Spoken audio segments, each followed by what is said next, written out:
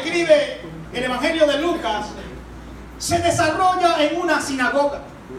Sinagoga es prototipo de iglesia. Allí era donde se reunían los judíos para escudriñar la palabra, para leer la palabra, para estudiar la palabra del Señor. O sea que sinagoga hoy día es la iglesia del Señor, es la iglesia cristiana del Señor. Y la iglesia se encarga de transmitir la palabra del Señor, de enseñar la palabra del Señor, de hacer doctrina. Porque a eso Dios nos ha llamado, a seguir al Señor. Y el Señor lo que le estaba impartiendo a cada uno de sus discípulos eran sus enseñanzas que emanaban de la palabra del Señor. Por eso él tenía autoridad, porque la palabra le daba autoridad. Y por eso muchos decían, ¿con qué autoridad habla este hombre? Porque tenía la autoridad de la palabra. Bendito sea el Señor. Y esa misma autoridad de la que tú y yo tenemos que valernos hoy en día para poder afrontar al enemigo, para poder afrontar el engaño, la mentira. Bendito sea el Señor. Necesitamos la autoridad de la palabra del Señor en medio nuestro.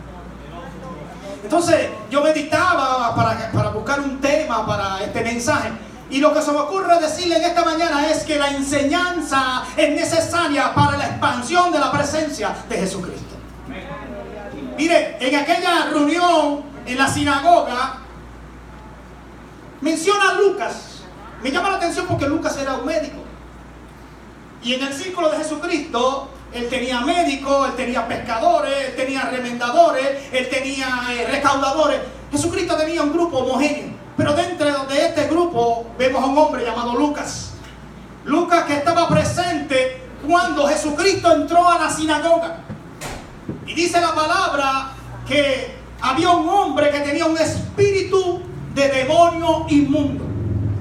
Pero me llama la atención porque dentro de la iglesia, dentro de la sinagoga, se supone, ¿verdad?, que todos venimos a adorar a Dios, que estemos en un mismo espíritu. Bendito sea el Señor. Pero también quiero darle a entender, y la palabra nos enseña, que dentro de la congregación pueden haber hombres o mujeres con espíritu de demonio inmundo. Esto es una gran realidad que tenemos que entender en este día, en esta hora. Si yo no le enseño esto, ¿quién le va a enseñar esto a usted? Entonces, ¿qué hacía aquel hombre allí con este espíritu de demonio inmundo? ¿Cuál era la intención de aquel espíritu que estaba habitando en aquel hombre? Mire, sencillamente interrumpir la enseñanza de Jesús, que impartía sobre las buenas nuevas de salvación. Esa era la intención de aquel espíritu inmundo que se había colado dentro de la sinagoga. Recordemos que Lucas, como médico, tenemos que ponernos las gafas espirituales que él se colocó para ver esta situación.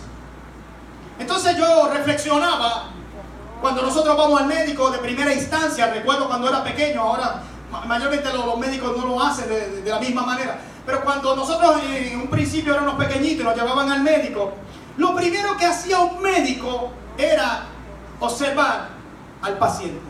Podía estar hablando con el padre, con la madre, con el adulto, pero nos estaba observando. Recuerdo yo que me sentaban en una silla o un tipo de camilla y allí estaba sentadito. Y lo primero que hacía el médico era que mientras hablaba con mi papá o mi mamá, comenzaba a observarlo. Y lo primero que observaba era mi vista. Escuche bien. Cuando observaba mi vista, yo creo y entiendo ahora, por la madurez, ¿verdad?, que hemos tenido, por la experiencia que hemos vivido, que él estaba mirando a ver si mi mirada era desorientada, para ver dónde yo estaba mirando, para ver si había rojidez en mi vista, si había alguna enfermedad en mis ojos. Por eso el médico se fijaba. Era lo primero que hacía. Comenzaba a mirarme, me miraba a los ojos, y yo miraba los ojos para todos lados. Había uno asustado que irán a hacer conmigo. Pero era lo primero que hacía el médico. Entonces, yo quiero que usted vea a Lucas y usted se posicione en el lugar de Lucas como hijo de Dios en esta mañana.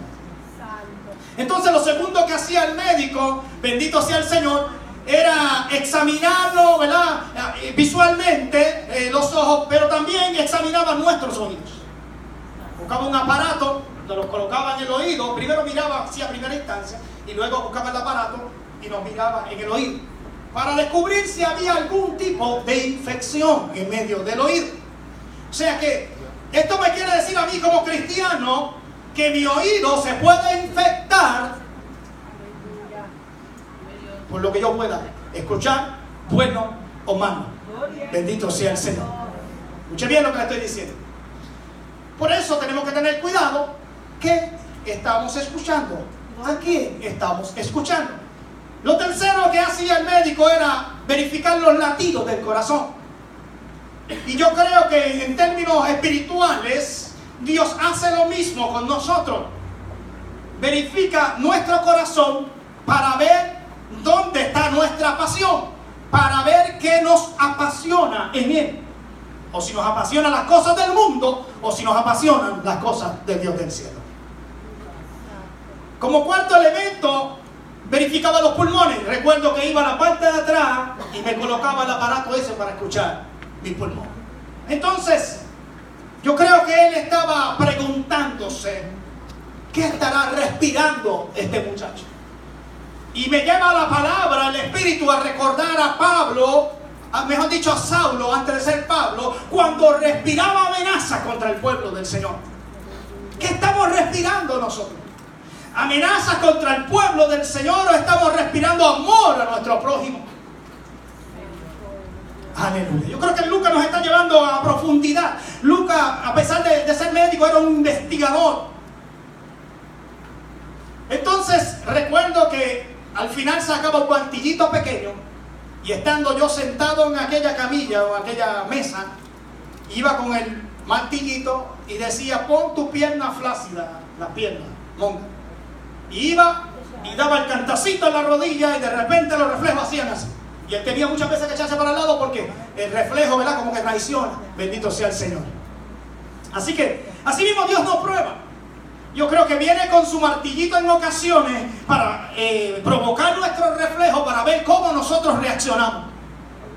Así que el cuadro que estoy viendo de este médico llamado Lucas es un diagnóstico. Es lo que está dándonos, es un diagnóstico. Pero a la misma vez es una investigación. Está yendo más profundo, donde yo quiero llevarlo en esta maravillosa mañana en lo espiritual. ¿Ven? ¿Qué vemos en aquel lugar? Que aquel hombre que estaba en la sinagoga, Lucas, mediante este proceso investigativo, lo diagnostica. Y nosotros como cristianos, en vez de decir diagnóstico, podemos decir discierne. Amén. Es lo que Dios nos está llamando en este tiempo, a discernir en medio del templo, en medio de la sinagoga, en medio de nuestra casa, en medio de nuestros hogares, en medio de nuestro matrimonio, a través de nuestros hijos, a discernir qué es lo que está operando en medio nuestro. Así que este proceso espiritual que nos está hablando Lucas se llama discernimiento. Lucas nos dice o nos discierne que el espíritu inmundo de aquel hombre estaba sentado en la sinagoga. Yo no sé cuánto tiempo llevaba sentado allí en la sinagoga y si se había reaccionado de forma adversa en algún momento dado. Pero lo que sí me dice la Escritura es que tan pronto ellos ven a Jesús, al Santo de Dios, aleluya, claman a gran voz. Ellos pueden discernir al Santo de Israel. Y ese mismo discernimiento tiene que estar en nosotros. Que nosotros podamos palpar cuando el Espíritu Santo de Dios está en medio nuestro, está en medio de este lugar, está en medio de nuestras vidas, para nosotros poder clamar a Él. Ven, Espíritu Santo de Dios, derrámate en mi vida. Yo no quiero que tan solo Él venga, sino que se derrame, que se haga expansivo el Espíritu Santo de Dios en mi vida. Bendito sea el Señor.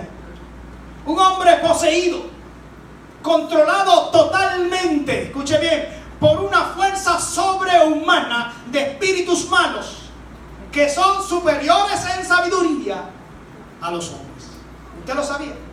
Que Dios hizo a los ángeles un poco mayor que los hombres. Así que tiene más sabiduría que nosotros.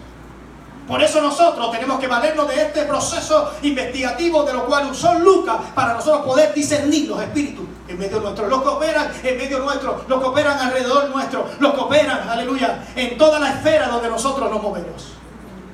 Así que el ojo clínico de Lucas diagnostica a aquel hombre con un problema espiritual. En medio de la sinagoga, en medio del templo, en medio de la casa del Señor, usted va a encontrar hombres y mujeres con problemas espirituales. Porque a eso venimos precisamente a la casa del Señor. a recibir sanidad si estamos enfermos espiritualmente, a recibir vida si estamos muertos espiritualmente. Y esa era la situación que estaba imperando en aquel momento cuando Jesús hace entrada a aquel lugar de Galilea, en Capernaum, en aquella sinagoga. Ese era el cuadro que Lucas nos está presentando, aleluya, a través de la palabra. Mire, el problema de la iglesia parece ser físico entre nosotros como hermanos, pero si discernimos y vamos más allá, esta palabra nos enseña que Jesús, aleluya, nos permite ver cuáles realmente son los problemas que están operando en medio de la casa, en medio de la iglesia, que son problemas espirituales. Nuestro problema no es contra carne ni sangre. Si no, vaya al libro de Efesios, el capítulo 6. No es contra nuestro hermano, contra nuestra hermana, con nuestro familiar, con nuestro amigo, con nuestro... No. Nuestro problema es espiritual. Bendito sea el Señor. Aleluya. ¿Contra qué?